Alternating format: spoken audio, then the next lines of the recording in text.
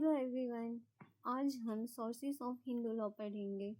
ये topic exam के लिए बहुत इम्पोर्टेंट है। हिंदू लॉ दुनिया का सबसे पुराना लॉ माना जाता है, लगभग 6000 साल पुराना। ये लॉ धर्म पर बेस्ड है और माना जाता है कि ये वेदा से निकला है, इसलिए हिंदू लॉ को डिवाइन लॉ भी कहा जाता है। अब क्वेश्चन आता है, हिंदू लॉ आया कहाँ से? इसका आंसर है sources of Hindu law.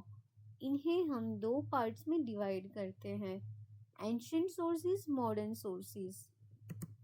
Ancient sources, Manu के अकॉर्डिंग 4 एंशिएंट सोर्सेस होते हैं: Shruti, Smriti, digest and commentaries, customs and usages.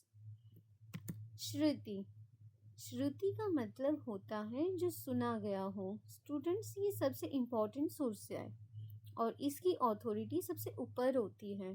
श्रुति में 4 वेदास आते हैं, ऋग, यजुर, साम और अथर्ववेदा। इसके अलावा वेदांगास और उपनिषद भी होते हैं। श्रुति मेनली ड्यूटीज, कंडक्ट और मॉरल वैल्यूज सिखाता है।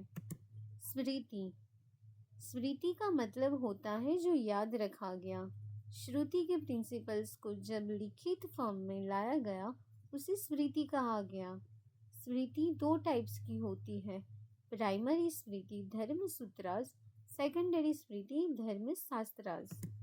धर्मसूत्रास प्रोज फॉर्म में लिखे गए थे, ये ज़्यादा एंशिएंट है।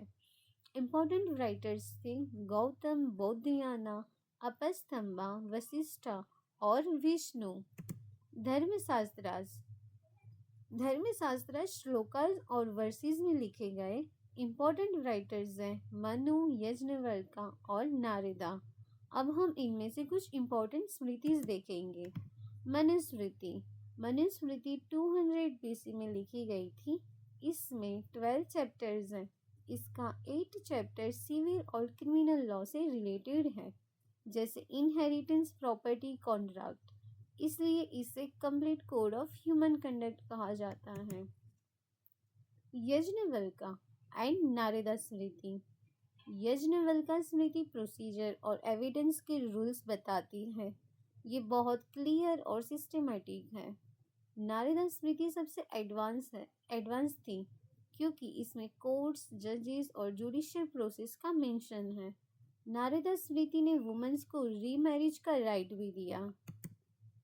डाइजेस्ट एंड कमेंट्रीज, अलग अलग स्मृतिज की वजह से कंफ्यूजन हो गया, इसलिए कमेंट्रीज और डाइजेस्ट लिखे गए ताकि लॉ को इजी और प्रैक्टिकल बनाया जा सके। सबसे इम्पोर्टेंट कमेंट्रीज है मिताक्षरा, पूरे इंडिया में एप्लीकेबल है। दयाभागा बंगाल में एप्लीकेबल है। कस्टम्स एंड यूसेजेस, कस्टम्स का मतलब होता है जो प्रैक्टिस लोग काफ़ी टाइम से फॉलो कर रहे हो। हिंदू लॉ में कस्टम को बहुत इम्पोर्टेंस दी गई है। कस्टम्स 3 टाइप्स के होते हैं, लोकल, क्लास और फैमिली। केस देवयानाई एच.ई. वर्सेस चिदम्बरम में कोर्ट ने कहा कि कस्टम तभी वैलिड होगा जब वो एंशिएंट, रीजनेबल और मॉरल हो। मॉडर्न सोर्सेस, अब आते हैं मॉडर्न सोर्सेस पर। Judicial decisions, legislation, justice, equity and good conscience. Judicial decisions, court की जजमेंट्स भी हिंदू लॉ के सोर्स होते हैं। सुप्रीम कोर्ट के डिसीजंस बाइंडिंग होते हैं। केस लॉ है कंचवा वर्सेस गिरिमल्लप्पा में कहा गया कि मर्डरर इनहेरिटेंस नहीं ले सकता। लेजिस्लेशन, मॉडर्न हिंदू लॉ को एक्ट के थ्रू कॉडिफाई किया गया। Hindu marriage act 1955, Hindu succession act 1956, Hindu adoption and maintenance act 1956, Hindu minority and guardianship act 1956। In act ने लॉ को यूनिफॉर्म और क्लियर बना दिया। Justice, equity and good conscience, जब लॉ साइलेंट होता है कब कोर्ट जस्टिस और फेयरनेस के बेसिस पर डिसीजन देता है। इस प्रिंसिपल को justice, equity and good conscience कहते हैं। कंक्लूजन, हिंदू लॉ स्टैटिक नहीं है, ये एंशिएंट सोर्सेस से शुरू हुआ और मॉडर्न सोर्सेस के साथ इवॉल्व हुआ। अगर आप ये फ्लो समझ गए तो एग्जाम में फुल मार्क्स पक्के। Like, share and subscribe. Law पटाखा।